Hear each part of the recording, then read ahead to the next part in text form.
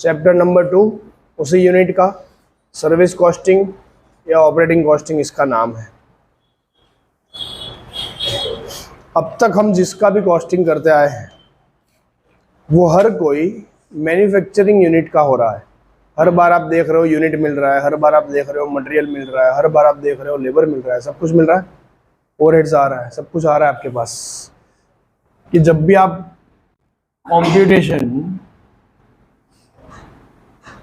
हम computation of cost करें तो अब तक आपने मैन्युफैक्चरिंग कंपनी का किया, और जब भी मैन्युफैक्चरिंग कंपनी का करते हैं तब हमारे लिए एक आसान चीज हो जाती है कि पहले आप मटेरियल लेबर ओवरहेड डालकर, कुछ मटेरियल होगा, कुछ लेबर होगा, कुछ ओवरहेड भी होगा, वगैरह वगैरह वगैरह कॉस्ट हम डालते हैं, मिल जाती है मेरे को टोटल कॉस्ट। डायरेक्ट हटाओ, खाली ओवरहेड रख देते हैं, ठीक है। तो मुझे मेरी टोटल कॉस्ट मिल जाएगी सब कुछ ऐड कर कर।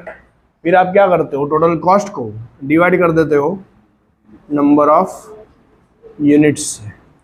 तो बहुत आसानी से आपको कॉस्ट पर यूनिट मिल जाती है। क्यों? क्योंकि आपके पास ये होता है, नंबर ऑफ यूनिट्स होते हैं, इसलिए आपको बहुत इजीली कॉस्ट अवेलेबल हो जाती है। बट अब जब सर्विस सेक्टर की बात करें, ये तो मैन्युफैक्चरिंग सेक्टर था, बट अगर हम सर्विस सेक्टर की बात करें, जैसे चैप्टर का नाम भी है आपका सर्विस कॉस्टिंग, सर्विस सेक्टर की बात करें, तब आप वो सोचो कि इसके पास यूनिट कहाँ होते हैं। सर्विस सेक्टर के पास कोई फिजिकल यूनिट की तो अवेलेबिलिटी होती नहीं है ना। जैसे इधर मेरे पास नंबर ऑफ यूनिट थे तो कॉस्ट पर यूनिट मिल गया, तो मैं सर्विस सेक्टर में ऐसा लिख सकता हूं कि there is no physical units. Physical units नहीं होने की वजह से आप अपनी टोटल कॉस्ट को किस में एलोकेट करोगे? सही है, पता नहीं है मुझे, तो कोई पब्लिक से चार्ज करना है ना, मैं जिसको सर्विस दूंगा उससे कुछ फंड पैसा ही लूंगा, फीस लूंगा, वॉट एवर इट इज। तो वो मैं कॉस्ट डिसाइड कैसे करूं और मैं किसी पे चार्ज कैसे करूं? सही है। तो उसके लिए हमको क्या ढूंढना पड़ता है? So we have to identify cost units. जो हमारे पास नहीं होते थे उसको आइडेंटिफाई करने पड़ेंगे कि पर्टिकुलर सर्विस सेक्टर में या पर्टिकुलर बिजनेस के अंदर कॉस्ट यूनिट क्या हो सकता है, वो हमको आइडेंटिफाई करना पड़ेगा। अभी सर्विस सेक्टर में ज़्यादातर कौन से सेक्टर आते हैं कैलकुलेशन पॉइंट ऑफ व्यू से देखा जाए? आप शायद सेम 3 में AFS पढ़े थे ना, उसमें कुछ होटल इंडस्ट्री आई थी, है ना। तो वो होटल इंडस्ट्री सर्विस सेक्टर का पार्ट है, होटल इंडस्ट्री सर्विस सेक्टर का पार्ट है। तो मैं ऐसा बोल सकता हूं कि होटल इंडस्ट्रीज की अगर बात करें तो उसमें आप किस तरह से चार्ज लेते थे, कैलकुलेशन करते थे ना, कॉस्ट ढूंढते थे। फिर कॉस्ट कैसे ढूंढी जाती थी? पर रूम या पर रूम डे, ऐसा करते थे, कुछ याद आ रहा होगा। तो उसमें हमने क्या किया था, हम करते थे कभी नंबर ऑफ रूम्स के बेसिस पे कॉस्ट को एलोकेट किया जाता है, या फिर नंबर ऑफ डेज के बेसिस पे कैलकुलेशन किया जाता है, ठीक है। फिर हम उसमें ऑक्यूपेंसी लेवल भी देखते थे। तो वो सब चीज़ें क्या है, मेरी कॉस्ट यूनिट कही जाती है, ठीक है। तो ये क्या है मेरे लिए, कॉस्ट यूनिट। तो मैं क्या करता हूँ सर्विस में, मेरी टोटल कॉस्ट को कॉस्ट यूनिट के बेसिस पे डिवाइड करके मैं उसके बेसिस पे कॉस्ट ढूंढ लेंगे और उस बेसिस पे हम कस्टमर को चार्ज करेंगे। समझ में आ रहा है? ज़रूरी नहीं है कि हर बार रूम को लिया जाए या फिर डे को लिया जाए। हम तो ऐसा भी करते हैं, नंबर ऑफ रूम डेज, ऐसा भी करते हैं जिसमें ऑक्यूपेंसी भी आ जाए और रूम्स भी कैलकुलेट हो। दोनों चीज़ें साथ में मिलाकर ही ज़्यादातर किया जाता है। नहीं तो पूरे महीने का जो मेरा एक्सपेंस है वो मैं हर रूम में अगर डिवाइड कर दूँ और आधे ही रूम खाली ऑक्यूपाई हो रहे हो तो बाकी की आधी कॉस्ट रिकवरी नहीं होगी ना, उल्टा मैं तो लॉस में चला जाऊंगा। इसीलिए रूम पे नहीं करते, रूम डेज पे किया जाता है। समझ में आ रहा है? सॉरी, उसमें ऑक्यूपेंसी लेवल भी देखा जाता है। इसको आप कहते हो, ये भी है तो कॉस्ट यूनिट ही, बट इसमें एक से ज्यादा कॉस्ट यूनिट साथ में लिए गए हैं। इसमें एक से ज्यादा कॉस्ट यूनिट साथ में लिए गए हैं, तो इसको हम कह सकते हैं कॉम्पोजिट कॉस्ट यूनिट। ठीक है, कॉम्पोजिट का मतलब ही होता है मिक्स। समझ में आया? ये तो बात हुई होटल इंडस्ट्रीज की। अभी जो हमको पढ़ना है इस यूनिट के अंदर, देखो education industry, hospitals, hotels, transportation, वो सबका कॉस्टिंग आता है अलग अलग अलग अलग। बट हमको अभी जो पढ़ना है ना, उसमें ट्रांसपोर्टेशन सेक्टर ज़्यादा इन्वॉल्व है। उसी के एग्जाम्पल्स आपको आएंगे। ट्रांसपोर्ट सेक्टर ये इसीलिए लिखा मैंने क्योंकि एएफएस में आप लोग पढ़े थे तो थोड़ा तुरंत चमक जाएगी। चमक तो गई? चलो ठीक है, आप हो ही इतने होशियार, तुरंत पता चल जाता है नहीं। ट्रांसपोर्ट सेक्टर में क्या क्या आ सकता है, क्या क्या लेकर ट्रांसपोर्ट कर सकते हो? एक तो वो सन्नी देओल वाला है ना, मैं निकला गड्डी लेकर वाला, ठीक है ना। तो ट्रक हो सकता है, बस हो सकती है। मैं खाली मोड ऑफ ट्रांसपोर्टेशन की बात कर रहा हूँ अभी, कि मोड ऑफ ट्रांसपोर्टेशन ट्रक का हो सकता है, बस का हो सकता है, या फिर कार का हो सकता है। आजकल तो रैपिडो भी होता है, उसमें मत गिनना है, टू व्हीलर की बात नहीं हो रही, ठीक है। उसमें तो एक को ही बिठाना है वैसे भी, ठीक है ना। नहीं है अभी पढ़ने में। ट्रेन होता है वैसे, ट्रेन है, एयर है, बहुत कुछ है, शिप है, बाय वाटर वेज होता है। So there are so many ways, but हम फोकस कर रहे हैं रोड पे खाली, ठीक है। ट्रांसपोर्टेशन भी बाय वे ऑफ, जैसे आपने बताया, बाय रोड होता है, बाय रेल होता है, बाय वाटर होता है, बाय हवा होता है, एयर, सब है। बट अभी तो हमको सिर्फ रोड की बातें करनी है, ठीक है। हवा में जाने की ज़रूरत अभी तो नहीं है। कार को जनरली हम प्राइवेट ट्रांसपोर्ट कहते हैं। बाकी दोनों जो है वो, बस जो है वो पब्लिक ट्रांसपोर्ट कहा जाता है। ट्रक जो है वो गुड्स लोड अनलोड करने के लिए यूज़ किया जाता है, सही है। तो अगर ये मान लेते हैं बस का या कार का कोई भाड़ा डिसाइड करना हो आपको, रेंट, तो कैसे डिसाइड करोगे? उसके चार्जेस डिसाइड करने हो तो कैसे डिसाइड करोगे? एक ही ऑप्शन है, नंबर ऑफ किलोमीटर्स के बेसिस पे कर सकते हैं, तो वो मेरा कॉस्ट यूनिट हो सकता है। सिर्फ नंबर ऑफ किलोमीटर के बेसिस पे नहीं होता, बस में बैठते भी बहुत सारे हैं, नंबर ऑफ पैसेंजर्स के बेसिस पे भी होता है कि हर किलोमीटर के हिसाब से हर पैसेंजर से एक जैसे रुपए नहीं लिए जाते, सही है ना। या फिर सिर्फ किलोमीटर के बेसिस पे भी कभी नहीं कैलकुलेट होता, या फिर सिर्फ पैसेंजर्स के बेसिस पे भी कैलकुलेट नहीं होता, क्योंकि आपकी बस की सीट हो सकती है 50 की कैपेसिटी वाली, बट रेगुलर बस में ट्रांसपोर्ट करने वाले हो सकते हैं कि 30 पैसेंजर्स ही हो। तो आप ये कॉस्ट एलोकेट 50 पे नहीं करोगे, 30 पे करोगे। समझ में आ रहा है? जो किलोमीटर वाली जो मेरी कॉस्ट है उसका एलोकेशन पैसेंजर्स 50 पे नहीं होंगे, 30 पे होंगे। क्यों? क्योंकि ऑन एन एवरेज मेरी बस की ऑक्यूपेंसी उतनी ही है। जैसे इधर मैंने रूम डे पे किया था, वैसे उधर पैसेंजर किलोमीटर पे कर सकते हैं। समझ में आ रहा है? तो वो अगर करूँगा उसको हम कहेंगे कॉम्पोजिट कॉस्ट यूनिट।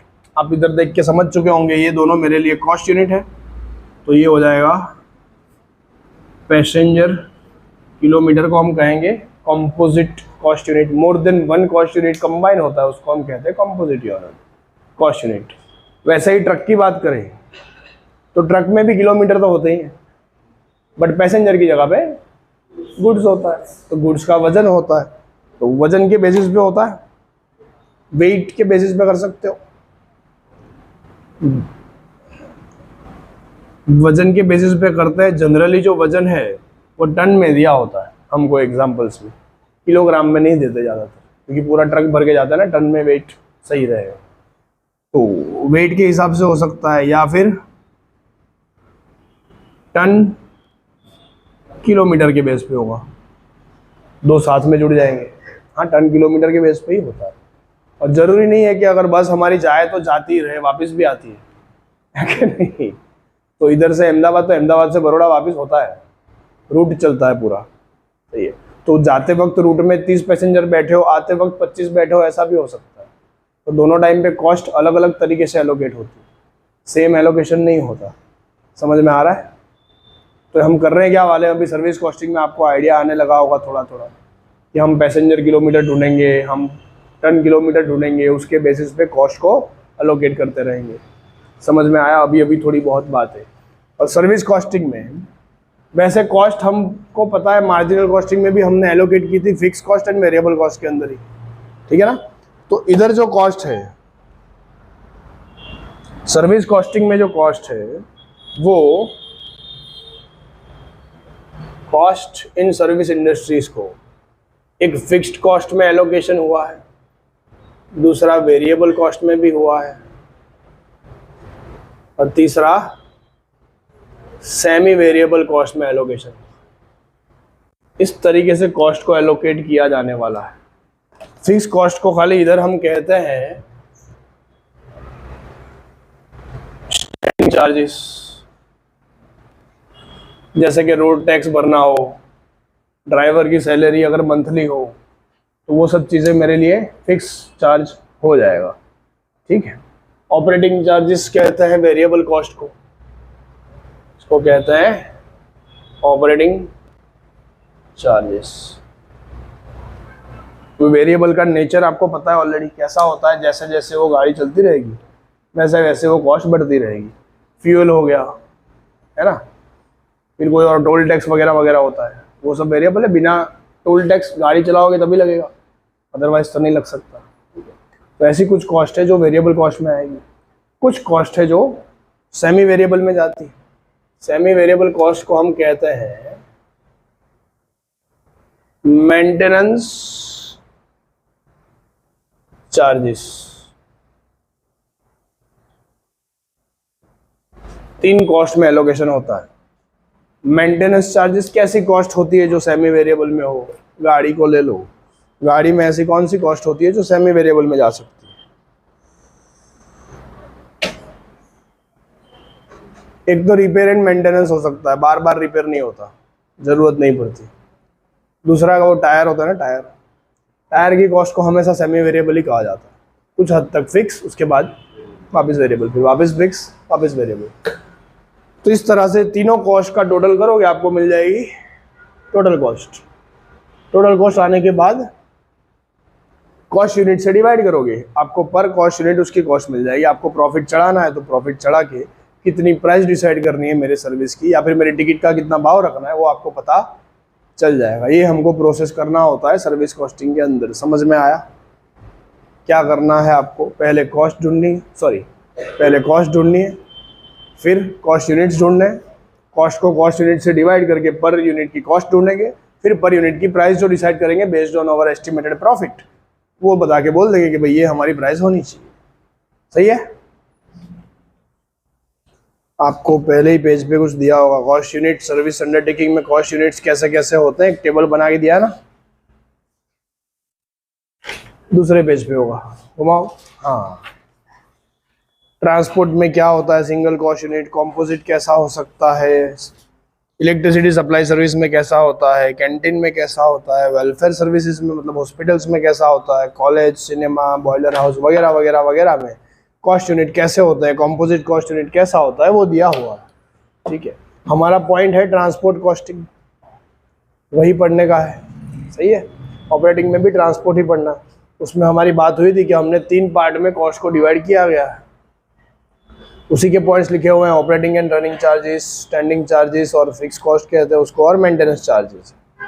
ठीक है, तो उसके बाद आपको एक फॉर्मेट जैसा दिया होगा ऑपरेटिंग कॉस्ट शीट का, घुमाओ। हाँ, विजय मोटर्स ट्रांसपोर्ट लिमिटेड लिख के दिया है। ऑपरेटिंग कॉस्ट शीट इस तरह से बनेगी, फिक्स चार्जेस पहले लिखोगे, स्टैंडिंग चार्जेस उसका टोटल, फिर ऑपरेटिंग रनिंग एक्सपेंसेस का टोटल, फिर मेंटेनेंस एक्सपेंसेस का टोटल। आपको टोटल ऑपरेटिंग कॉस्ट मिल जा रही है। फिर प्राइस वाइज डिसाइड करते हैं, वो कर लेंगे हम। ठीक है, आगे बढ़ते हैं। क्वेश्चन करना है पहले तो डायरेक्ट C2 आ जाओ। गुड्स ट्रांसपोर्ट कंपनी है, गुड्स ट्रांसपोर्ट है, पैसेंजर नहीं, ठीक है। तो वजन आने वाला है इसमें, टन आ सकता है इसमें। Furnishes the following detail in respect of 10 ton capacity lorry. Lorry की कैपेसिटी 10 टन है, ये टोटल कैपेसिटी की बात हो रही है, कितना टन भर के जाते हैं वो नहीं लिखा, टोटल कैपेसिटी है 10 टन, ठीक है। Point number A, lorry carries a goods to and from the city covering a distance of 80 kilometres each way. To and from मतलब जाती है और आती भी है, तो टू एंड फ्रॉम पढ़ो तो पता चलना चाहिए, जाना आना दूरी की बात हो रही है, ठीक है। वो वर्ड से पता चलता है कि आप कहना चाहते हैं। कभी कभी जाते हुए 80 होते हैं, आते हुए 100 भी हो सकते हैं, घूम के भी आ सकती है, रास्ते अलग अलग हो सकते हैं आने के, तो वो देखना सबसे ज़्यादा जरूरी होगा कि जाते वक्त कितने किलोमीटर हुए, आते वक्त कितने किलोमीटर हुए।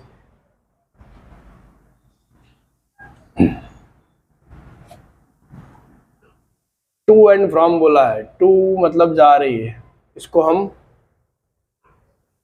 ऑनवर्ड ट्रिप भी कहते हैं, और जो वापस आ रही है उसको हम रिटर्न ट्रिप कहें, ऑनवर्ड एंड रिटर्न, ठीक है। इस तरह से कहा जा सकता है। जाते हुए भी 80 किलोमीटर है, आते हुए भी 80 किलोमीटर है, वो तो पता चल गया मुझे, 80 किलोमीटर्स, रिटर्न में भी 80 किलोमीटर्स, ठीक है। सन्नी देओल निकला है, आगे बढ़ते हैं।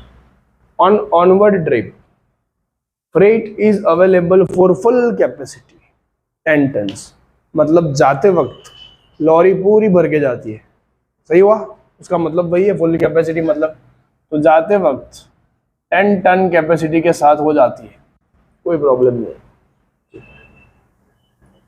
And on return trip freight is available only up to the extent of 40% capacity,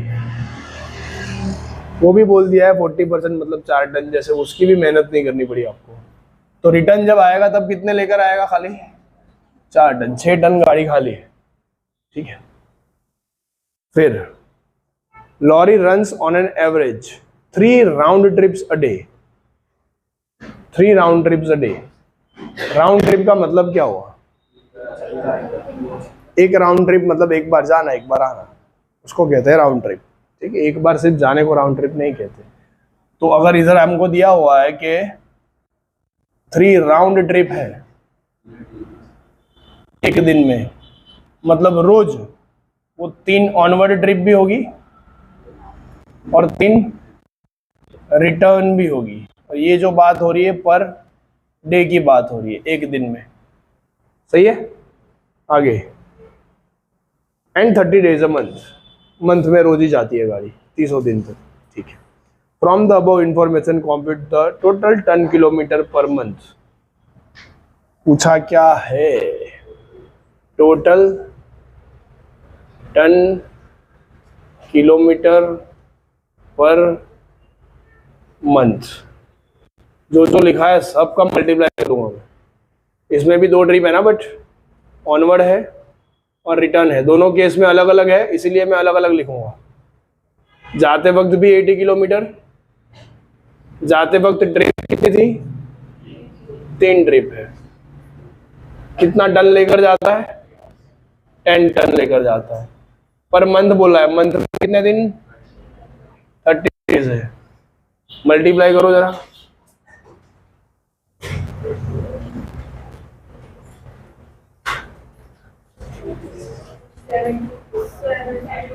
$72,000 क्या आया, ton kilometre per month, but सिर्फ ऑनवर्ड का, सही है। रिटर्न का, रिटर्न में भी 80 किलोमीटर ही है और रिटर्न ट्रिप भी 3 ही है, बट रिटर्न में ये चेंज है, यस, सिर्फ इधर भी दिन तो 30 ही रहेंगे, 2 दिन वहां सो जाता है ऐसा तो है नहीं।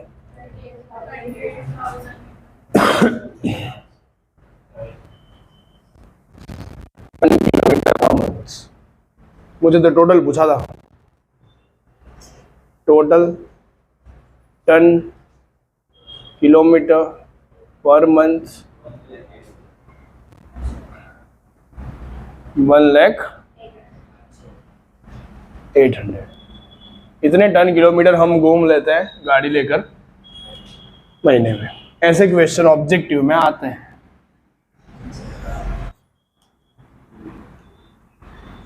C3 पढ़िए। पैसेंजर व्हीकल है, अभी वजन नहीं आएगा, पैसेंजर आएंगे। Passenger vehicle runs between two cities covering a distance of 105 kilometre each way. जाते वक्त भी 105, आते वक्त भी 105। ठीक है, तो ऐसा एरो अगर मारेंगे तो इधर 105, रिटर्न में भी 105। The vehicle makes 3 round trips daily, जैसा 3 ऑनवर्ड 3 रिटर्न है। ठीक है, चलो लिखते भी रहते हैं थोड़ा थोड़ा साथ में, वैसे भी टाइम नहीं लगेगा। ऑनवर्ड ट्रिप में 105 किलोमीटर है, ओके, और ऐसी 3 ट्रिप है। रिटर्न में भी 105 किलोमीटर ही है, वैसे भी 3 ट्रिप है। Carrying on an average 50 passengers, मतलब आते जाते दोनों टाइम 50-50 है, जाते भी 50 आते भी 50 ऑन एन एवरेज बोला गया है। तो एक दिन 55 होंगे तो एक दिन 45 होंगे, लाइक दैट। एवरेज 50 रहता है। Assuming that the vehicle is operated every day, रोज गाड़ी घूमती है, तो डिटरमाइन कीजिए the passenger kilometre per day and per month. 2 चीजें पूछिए। देखो इसमें मैंने ऑनवर्ड रिटर्न अलग अलग किया। रीजन क्या था? 4 टन 10 टन, जाते वक्त 10 टन था, रिटर्न में 4 टन था, इसलिए अलग अलग किया। इसमें मैं अलग क्यों करूं? जाते वक्त भी 50 है, आते वक्त भी 50 है, एक साथ सब खत्म करते हैं ना। सही है, ऑनवर्ड एंड रिटर्न का अलग करने की जरूरत ही क्या है? आपको पहले तो पर डे पूछा है ना, पैसेंजर किलोमीटर पर डे पहले ढूंढ लेते हैं। तो आपको पता है 105 किलोमीटर है ना, ट्रिप लगती है कितनी? 3। कितने पैसेंजर को लेकर? बचा क्या? बस ये 3 का ही मल्टीप्लिकेशन करना है ना। कितना आएगा? 31,000। ऐसा बोला?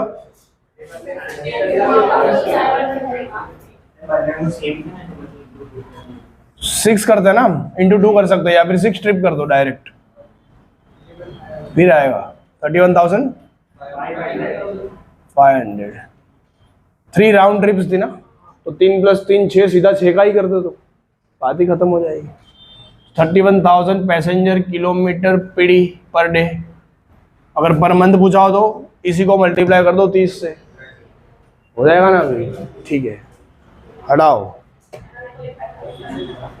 सही है। 9,45,000 आता है और आंसर दिया हुआ है।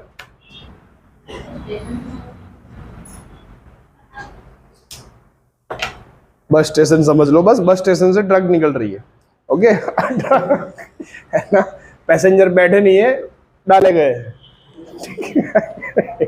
A truck starts with the 10 ton of goods from station A। निकली, मैं निकला गड्डी लेकर 10 टन कैपेसिटी के साथ।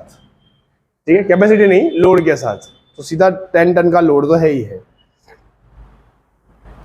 It unloads 4 ton at station B. ये गजब है, ए से पहुंचा कहाँ मैं? बी तक। वहां मैंने 4 टन खाली कर दिए, मतलब बी से भी आगे जाने वाला हूं, वो पता चल गया। ठीक है, बट ए से बी के बीच में तो 10 टन ही थे। आगे बढ़ते हैं। And rest of the goods at station C, मतलब एक और स्टेशन आ रहा है, स्टेशन सी। तो बी से सी पर आते वक्त कितने होंगे? यप, 6 टन होंगे, क्योंकि 10 से 4 इधर खाली कर दिया हमने, तो बचे 6। तो बी से सी तक 6 लेकर आया मैं, आने दो। It reaches back directly to station A. क्या लिखा है वापस पढ़िए? It reaches back directly to station A, मतलब ए बी सी जाता है, बट सी से सीधा ए आ रहा है, वापस सी बी ए नहीं हो रहा। सही है ना, डायरेक्टली इधर से इधर आ रहा है वो, सी टू ए। राउंड ट्रिप उसकी अभी ए बी सी, वापस ए बी सी ऐसे घूम रहा है। ठीक है, after getting reloaded with the 8 ton goods at station C. तो सी में उसने रीलोड किया 8 टन गुड्स। तो ए से बी तक जाते वक्त उसके पास 10 टन थे, बी से सी तक आते वक्त उसके पास 6 टन रहते हैं, और सी से ए तक आते वक्त उसके पास 8 टन रहते हैं। ऑल गुड, इधर तक तो क्लियर है, चलो बढ़िया। The distance between A to B, B to C, C to A 40, 60 and 80 kilometres. तो ए से बी जाते वक्त 40 किलोमीटर्स है, बी से सी के लिए 60 था ना, और इधर 80 किलोमीटर। शॉर्टकट है भाई, 100 की जगह पे 80 पड़ा, स्मार्ट है, इसलिए ऐसे जा रहा है, नहीं तो ऐसे जाता तो 80 + 60 लगता कोई नहीं, बाद में 40 लगता, उसकी मर्जी, अल्टीमेटली होना तो चक्कर ही है ना, तो ऐसे हो सकता था। चलो ठीक है ये है कहानी हमारी। कैलकुलेट एब्सोल्यूट टन किलोमीटर, कुछ भी तो नहीं करना है, वही तो 400 फिर 360 + 640, करिए तीनों का टोटल। 400, 360, 640 कितना हुआ? 1400।